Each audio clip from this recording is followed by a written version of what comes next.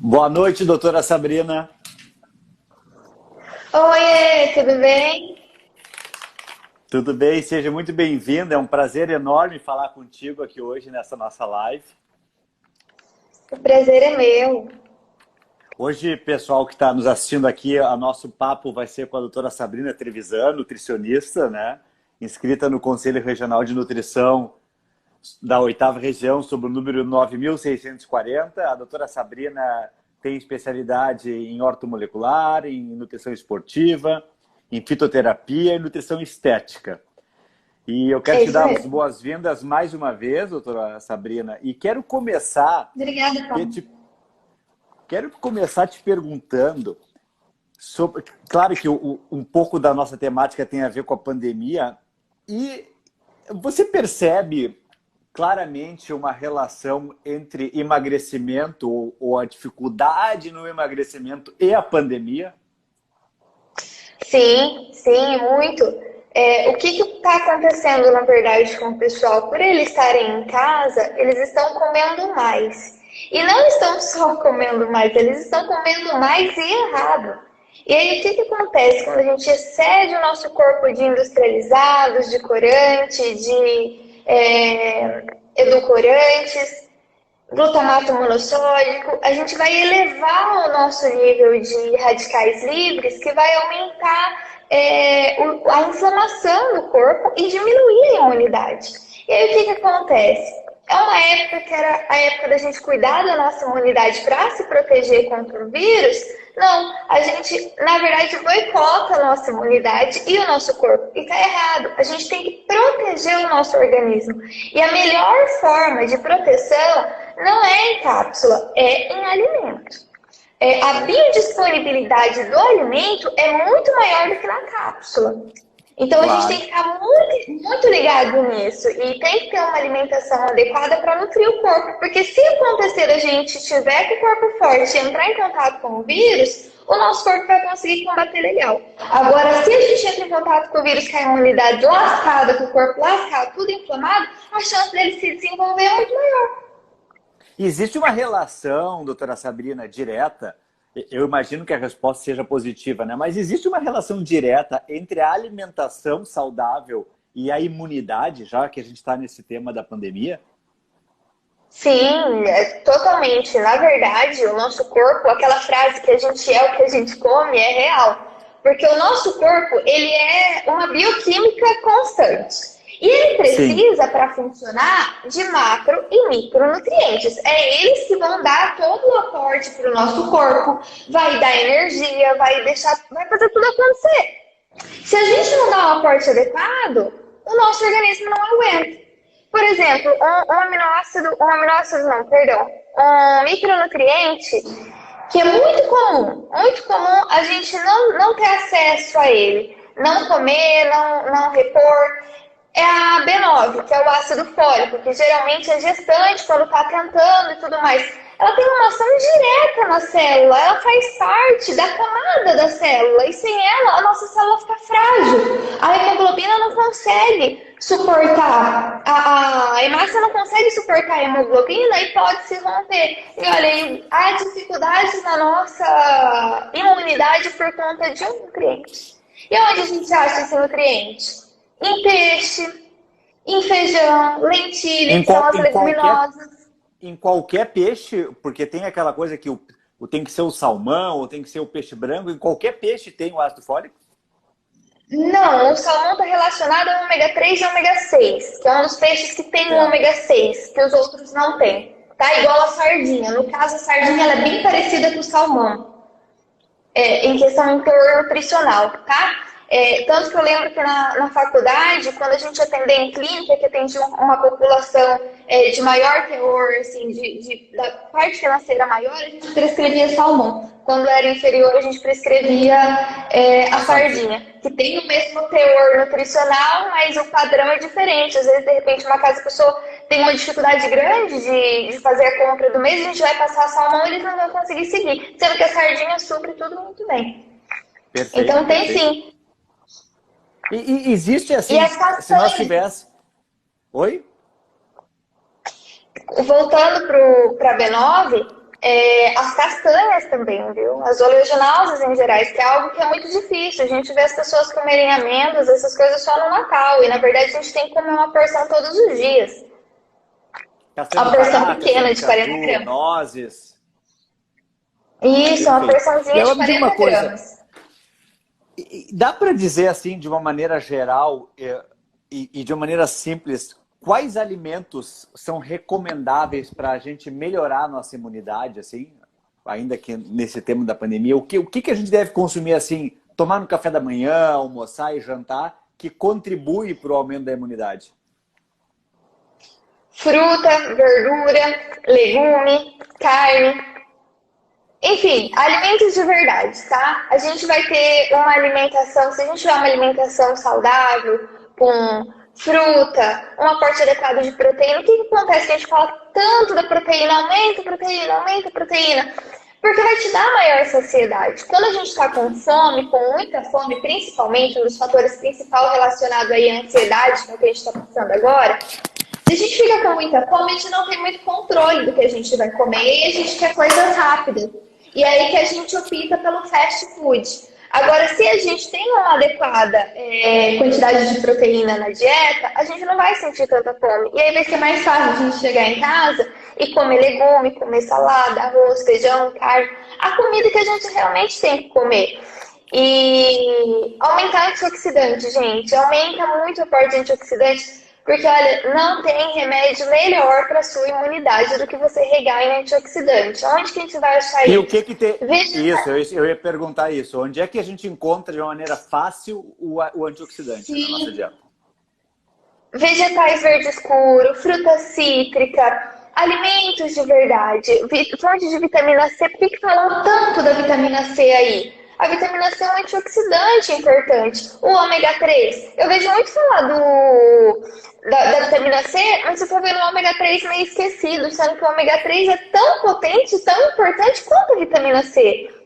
Então, tenha um aporte de alimentação adequada. Prefira alimentos naturais. Prefira alimentos que vêm da terra, alimentos reais mesmo, aquela alimentação lá da nossa avó, sabe? Só evita um pouco o óleo, que era muito regado na banha naquela época por falta de geladeira e tudo mais. Hoje a gente não precisa disso, né? A gente tem como armazenar esses alimentos. Então, evitar o uso de óleo excessivo, industrializados, que são coisas que vai encher com as células de radicais livres e coisas que você não precisa. Pelo menos agora.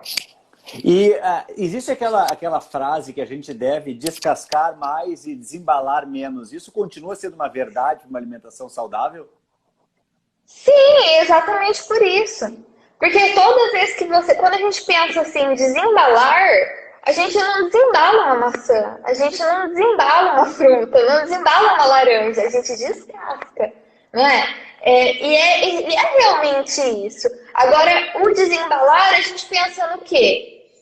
Conservante, realçador de sabor, que é o glutamato monossódico super vilão que tem aí, sódio, corante, e é tudo coisa que vai poluir o nosso organismo, que a gente não precisa disso.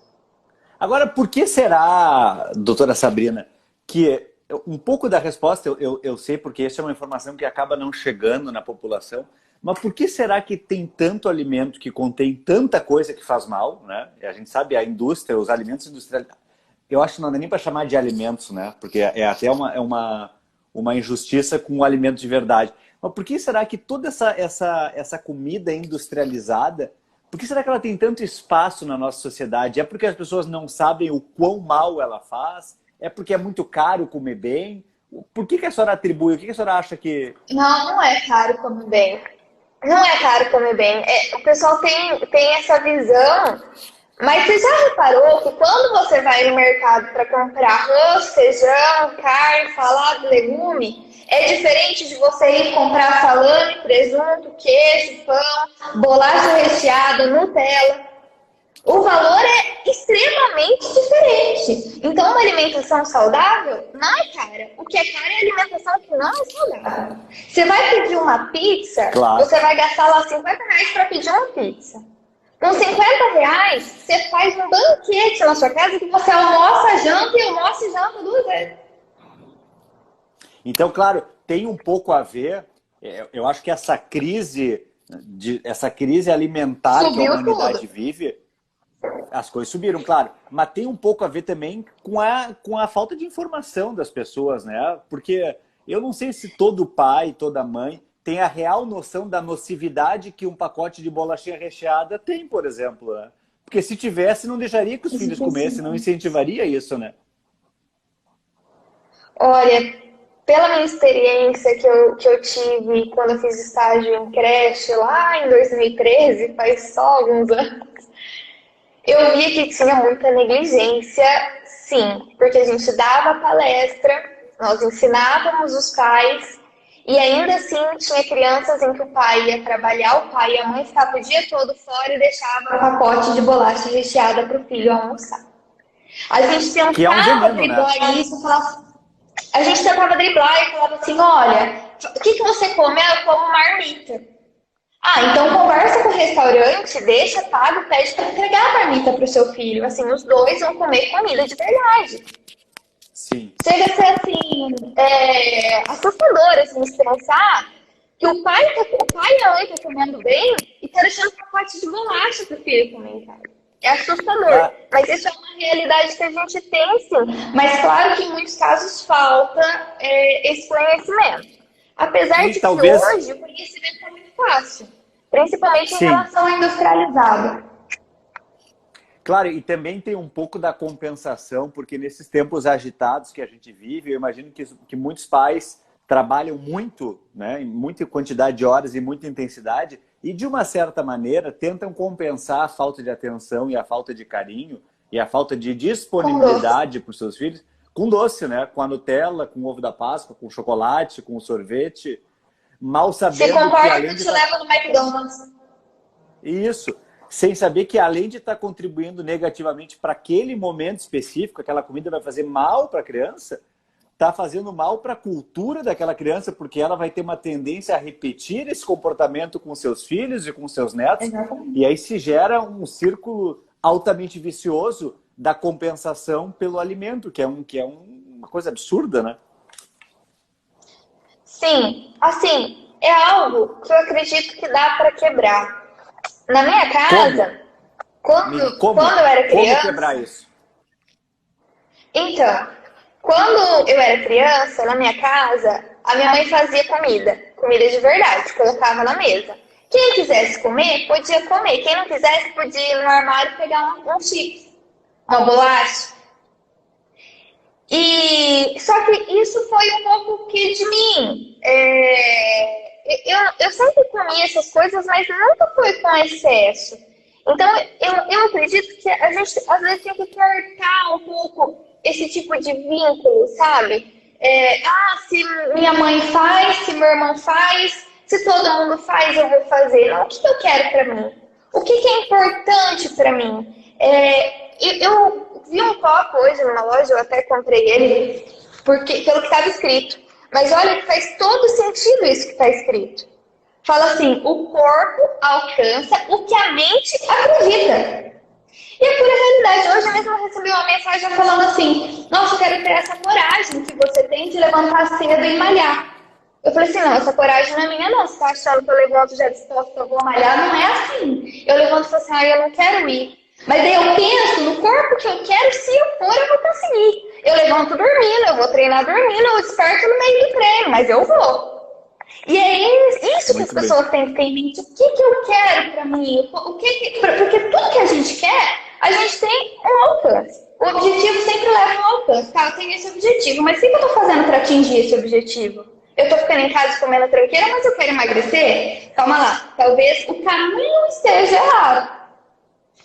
E falando um pouco no emagrecimento, né, que é um pouco o tema da nossa live também, né, dessa vontade de ser mais magro, né? Muitas pessoas têm essa necessidade, muitas por estética, muitas por saúde, muitas pelas duas coisas, né? Porque eu acho que um corpo bonito, um corpo onde a gordura é controlada, também ajuda muito com a saúde, né? Porque a gente sabe que diversas doenças são agravadas pelo excesso de gordura no corpo, inclusive a própria Covid, né?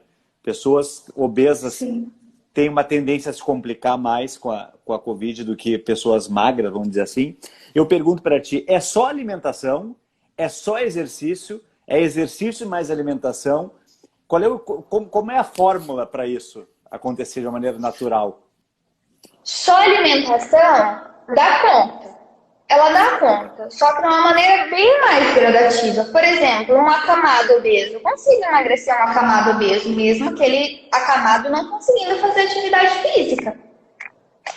Só que aí, e a composição corporal? Como é que fica? Como é que eu vou atingir o nível de massa magra que eu preciso se eu não estou fazendo uma atividade física? De repente eu estou fazendo uma atividade física, mas eu quero ficar magra amanhã, entendeu? Eu começo hoje, amanhã eu já quero olhar no espelho e falar assim, legal, atingi meu objetivo. Mas aí a gente precisa fazer coisas para tentar deixar isso a menos prazo. Claro que daqui a 3 dias eu não vou conseguir. Mas de repente, se levaria 1 ano, eu consigo resolver em 6 meses. Claro, combinando a alimentação com o exercício. Combinando a alimentação com o exercício. Lembrando que tem uma coisa que eu vejo que o pessoal não assimilou isso ainda, sabe? Eu acho que tem pouca informação em relação a isso. Porque eu pego muito no pé da inflamação do organismo. E é algo que o pessoal não é muito ligado nisso. Quem faz atividade física, o exercício eleva o nível de radicais livres. Então, quem faz atividade física, obrigatoriamente, tem que fazer uso de antioxidante, seja via oral, seja alimentação. Ou alimentação, ou... Explica um pouquinho mais isso. Então, você está me dizendo assim, eu sou um cara, eu mesmo, Paulo, eu gosto de correr todos os dias, eu corro 5 quilômetros, né? Não corro 7, não corro 3, eu tenho a minha rotina que é correr os meus 5 quilômetros. Por eu não ser sedentário, eu preciso aumentar a minha ingestão de antioxidantes? Precisa. Precisa porque você precisa suprir do treino. Tá? Aí o que eu faço com os meus pacientes? Dependendo do tipo do paciente, eu entro só com nutrientes, ou com ômega 3, ou com ômega 3, ou com a vitamina C, ou união ali com os dois, ou entro com a fitoterapia.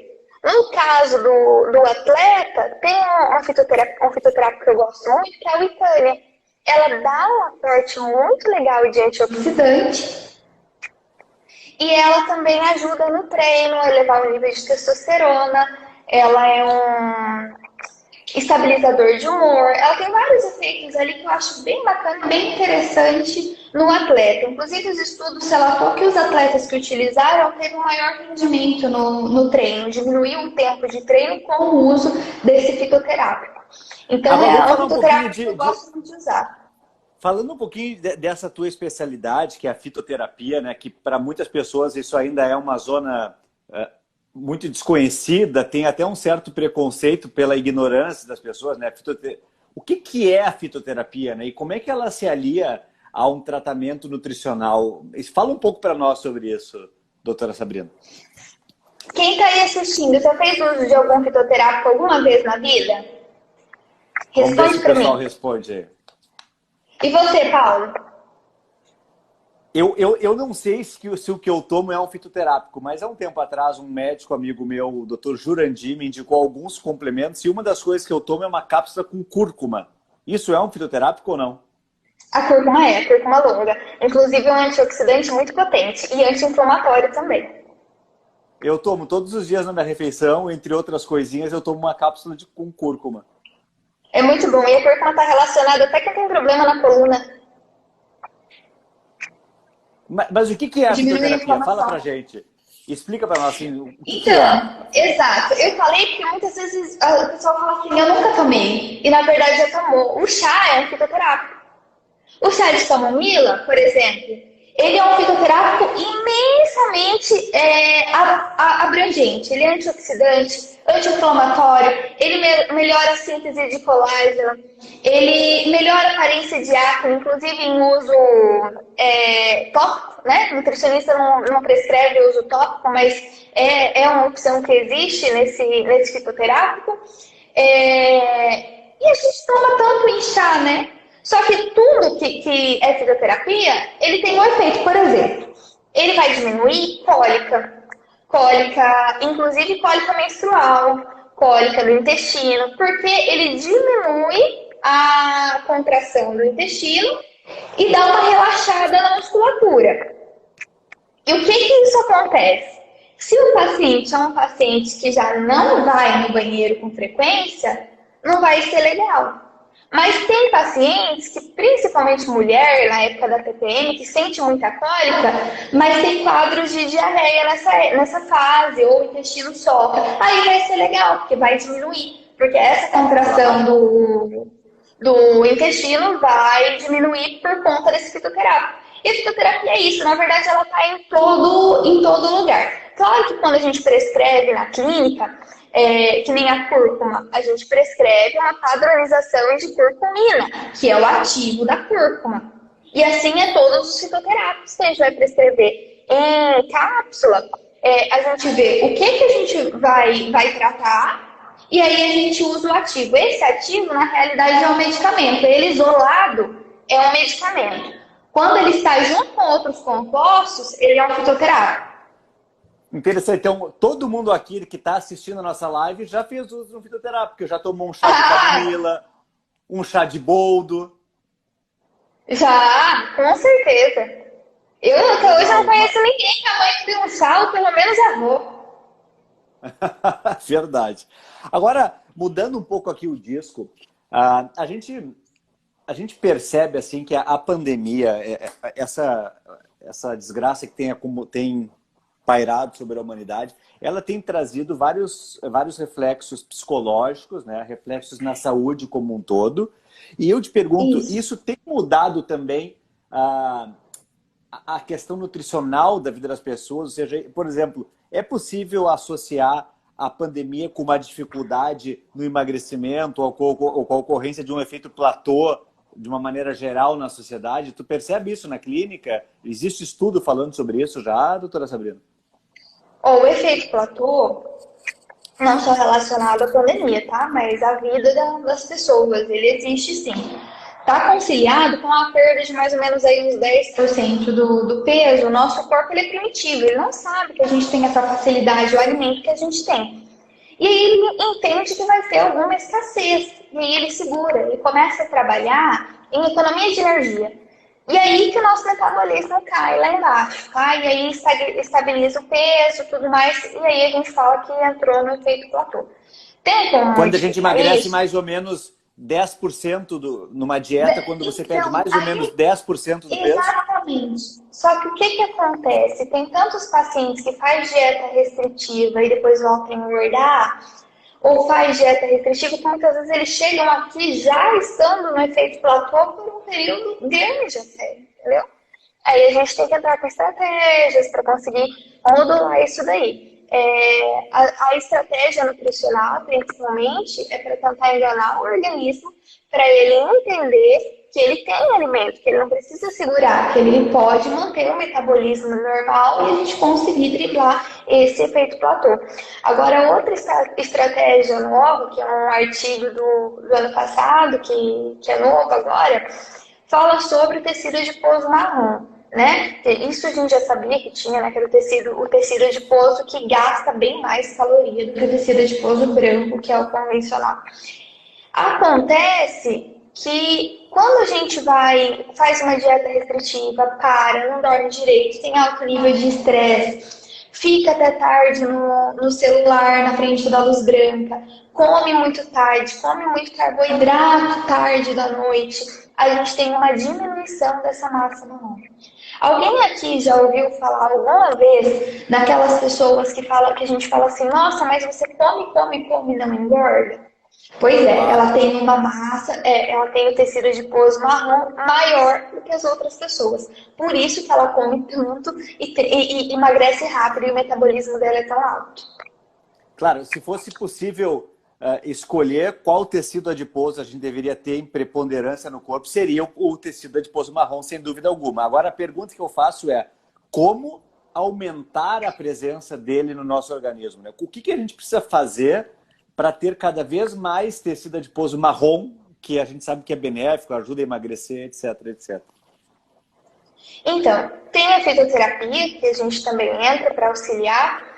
Mas na alimentação, a gente evitar comer até muito tarde, evitar comidas gordurosas tarde da noite, dormir bem, então tentar fazer aquela higiene do sono correta, vai dando umas 2 horas antes da hora de dormir, já desliga o celular, desliga a TV, de repente pega um livro para ler, mas evita luz, evita muita claridade, no máximo uma luz baixa realmente para conseguir ler o livro, algo que você consiga descansar a sua mente. O que a gente vai fazer com isso? A gente vai diminuir o nível de adrenalina.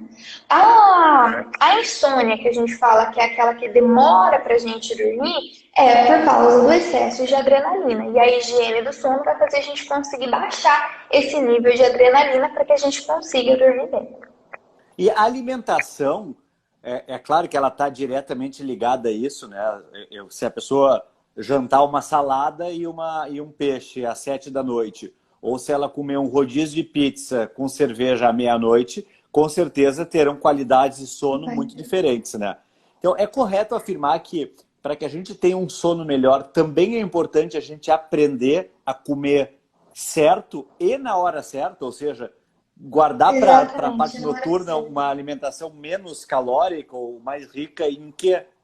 Qual é o segredo da noite de sono? Quando a gente fala do jantar, o jantar ele é um jantar normal, tá? Só que o jantar ele deve ser feito até no máximo 8 horas da noite. E aí você pode comer arroz, feijão, legumes, salada. O almoço e o jantar são as refeições que te dão maior aporte nutricional. Então, são as refeições mais importantes do seu dia. O problema está em comer muito tarde. O que acontece? O nosso metabolismo de carboidratos, a formação de insulina durante a noite é diferente, tá? Por isso que fala-se tanto assim, evita comer muito carboidrato à noite. É por causa disso. A gente vai ficar com mais glicose no sangue por um período maior. Isso, agora sim, claro que isso que a senhora falou várias coisas super importantes agora aqui, e eu queria pegar um trechinho específico que é o metabolismo, né?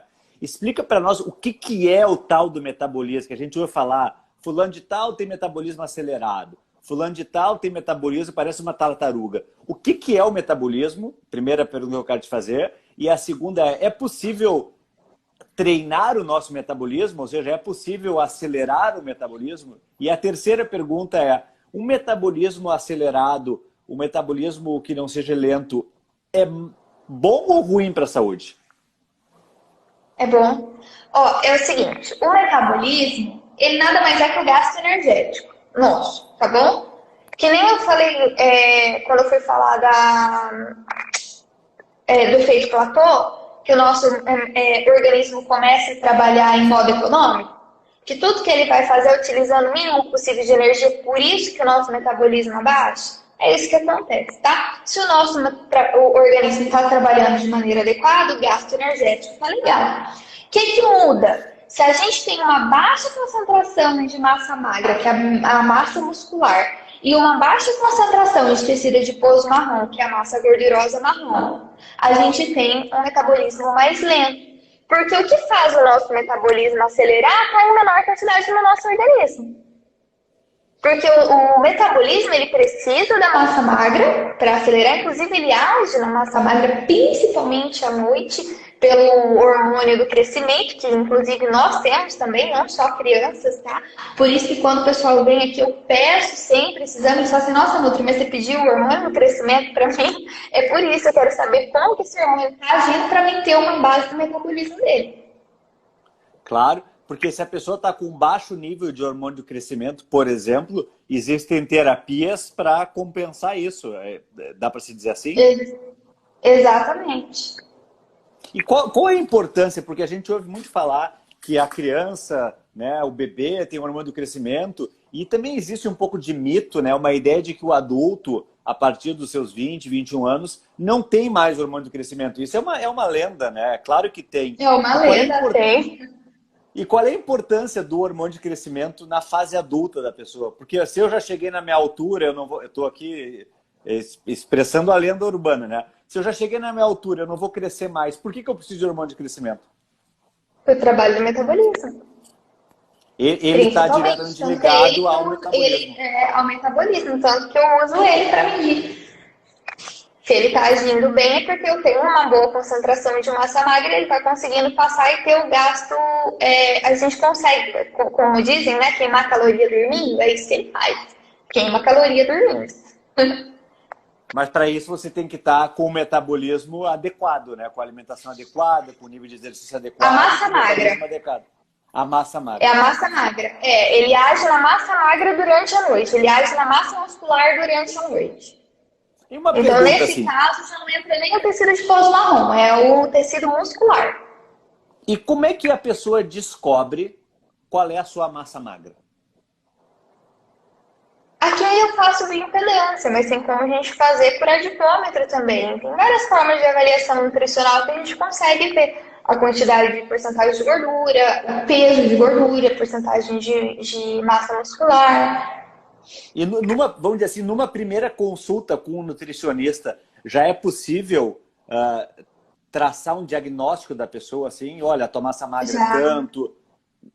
Então, a pessoa que nunca foi no nutricionista e quer dar um upgrade na vida, ela, na primeira consulta, ela já consegue ter uma visão mais clara de como é que o seu corpo está por dentro e por fora. Sim, muitas vezes os pacientes chegam aqui pensando, eu tenho que emagrecer, mas só tem isso na cabeça. Quando chega aqui, ele abre a mente dele, vê que não é só isso, que tem uma composição corporal por trás. De repente, ele já vem com um exame de sangue que está alterado. Eu explico por que aquilo está alterado, que aquilo está alterado por causa da composição corporal. E que a saúde, geralmente não, a saúde, ela tem que ser prioridade antes do corpo. Que muitas vezes, quando a gente vai tratar aquilo que não está legal, a gente emagrece por efeito colateral mesmo, que vai emagrecer, porque pro tratamento a gente precisa emagrecer. Legal isso, legal. E uma frase que a gente ouve bastante também, doutora Sabrina, é que o nosso corpo, né, e o funcionamento do nosso corpo em 2021 não é muito diferente do que ele era no tempo que a gente vivia nas cavernas, né? E que o ser humano, e eu estou aqui repetindo isso, não sei se é fato ou não, e que o ser humano tem o corpo é feito para armazenar e não para gastar energia. Isso é correto? É correto afirmar que o meu corpo funciona da mesma maneira que funcionava o corpo do meu ancestral que vivia dentro de uma caverna?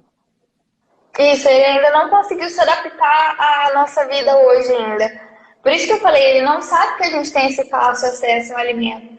Justamente por causa disso. Ele imagina que como a gente perdeu peso, a gente vai viver uma escassez, ou vem uma frente fria, ou alguma coisa que a gente não vai ter alimento. E aí ele trabalha com essa restrição energética para manter a homeostase do corpo.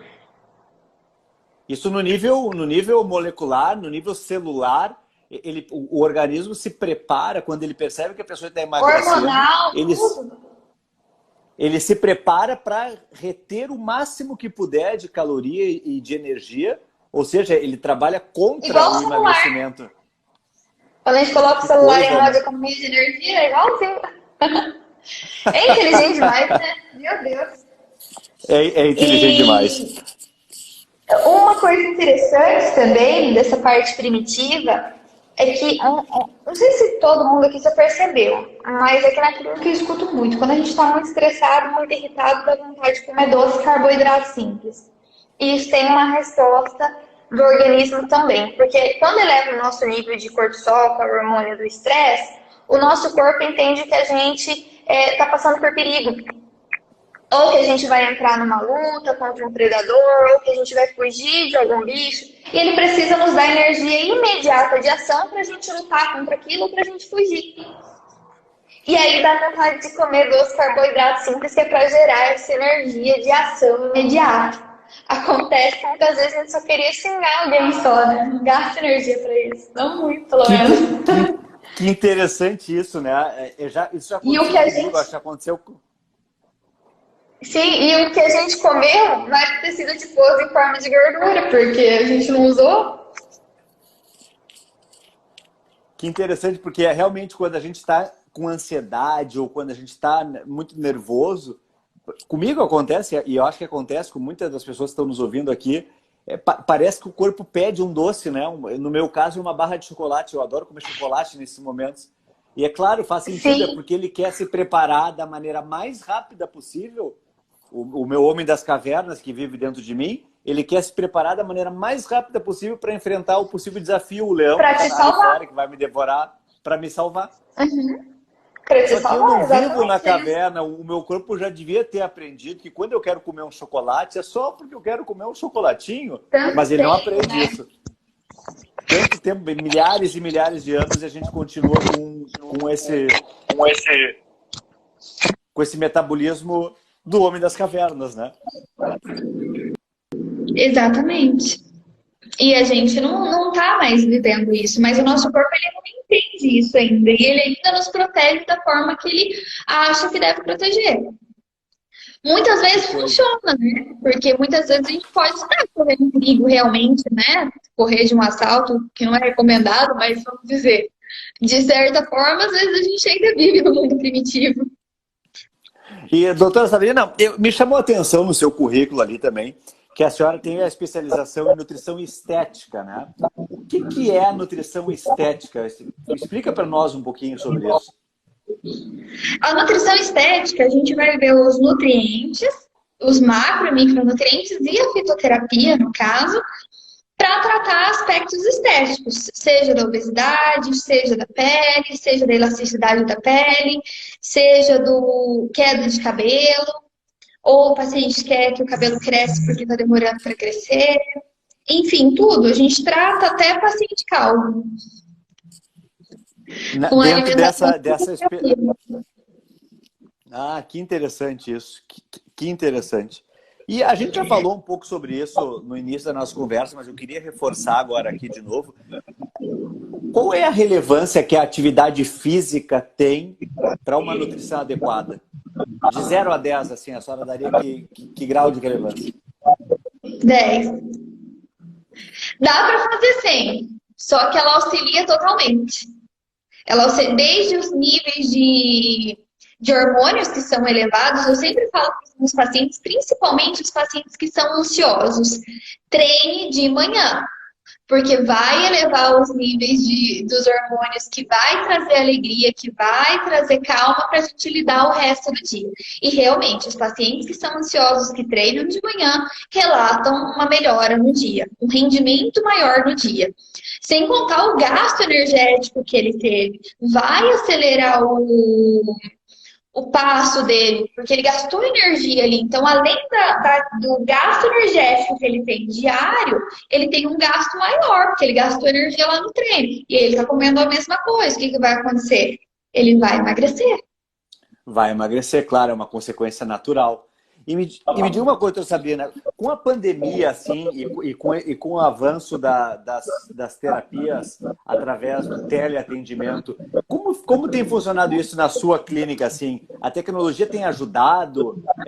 É possível fazer uma consulta nutricional com um nutricionista usando o teleatendimento? Não é? Como é que a senhora tem visto isso? Tem sim, tem. A gente faz consultas online também, né? Antes da pandemia não era permitido. O Conselho dos Nutricionistas não permitia consultas online. Isso é novo, isso veio junto com a pandemia de uma forma da gente conseguir estar perto do paciente. Apesar de que a clínica de nutrição e psicologia também só fechou no primeiro decreto, né?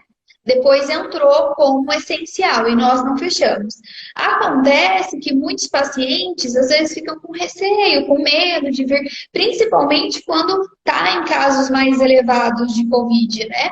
E aí a gente entra com o atendimento online também. Apesar de que abrangiu tanto que hoje a gente atende pacientes de outros estados também, né? Online, né? Claro. E, Online. e uma, e uma pergunta que eu queria te fazer para a gente fechar esse nosso papo de hoje, eu queria que a gente pudesse ficar falando por mais horas e horas aqui, mas a gente está Marcamos chegando outro. no final. Vamos marcar outra, com certeza, sim. A gente sabe que com a pandemia muitas pessoas têm trabalhado em home office, né? O home office que antes era uma coisa esporádica virou uma realidade presente na vida de muitas pessoas. E eu também li alguns artigos dizendo que, ao contrário do que se podia imaginar, o home office tem contribuído para o aumento do peso da população, né? Eu mesmo pensava comigo que as pessoas em casa teriam mais tempo para se alimentar de maneira mais saudável e isso seria algo proveitoso em termos nutricionais. Por que será que isso não acontece, né? Por que será que o trabalhar de casa tem causado esse efeito contrário, na sua opinião? O que a senhora acha disso? A gente está em casa, né? Você pode reparar que quais são os dias que você come mais quando você está trabalhando? É no fim de semana. Só que o final de semana tem 2 dias. E se você estiver em casa, você tem 7 dias em casa. E na sua cabeça, na sua mente, você pensa o quê? Eu estou em casa, eu posso comer. Porque isso é algo que você criou de lá de trás. Não, é fim de semana, eu estou em casa, eu mereço, eu vou comer. E aí? E aí você tá todo dia em casa. Como é que você vai fazer? Você vai ter que trabalhar isso dentro de você e ver que não é assim que funciona a vida da gente, que a gente tem que comer bem todos os dias, inclusive no final de semana. Isso, ou seja, a gente tem que aprender a ter disciplina em casa para saber que apesar de estarmos trabalhando em casa, não é sábado, não é domingo, não é o dia off da dieta e que a gente tem que ter mais cuidado até do que teríamos na rua, né, doutora Sabrina? Sim, sim. E na verdade fica mais fácil. Eu dou muita dica para os meus pacientes. Eles falam assim, ai, Nutri, mas no home office é difícil porque eu não consigo parar para fazer uma comida. Mas de repente no jantar eu posso fazer uma quantidade maior, porcionar pequenas porções e congelar. E aí eu tenho uma marmita feita caseira dentro de casa, eu vou economizar com marmita de fora, sei a procedência, sei como eu fiz, sei a qualidade daquele alimento e fica bem mais barato. Claro, claro. Isso é uma excelente dica mesmo. É a pessoa de noite, que geralmente é quando tem um pouquinho mais de tempo, fazer um pouco a mais de comida para usar no outro dia. Gostei dessa. Eu mesmo vou aplicar aqui em casa essa. Dá para fazer para semana, na verdade. O que acontece que eu falo para os pacientes? Para não juntar água, deixa esfriar bem na bancada, depois aberto, leva para a geladeira por alguns minutinhos para acabar de esfriar e depois você tampa para congelar. Porque assim não junta água, porque o vapor dele quente vai juntar água na hora que você for descongelar, vai virar uma sopa. Se você fizer dessa forma, a comida vai ficar congeladinha.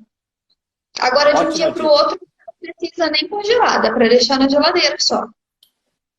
Ótima dica.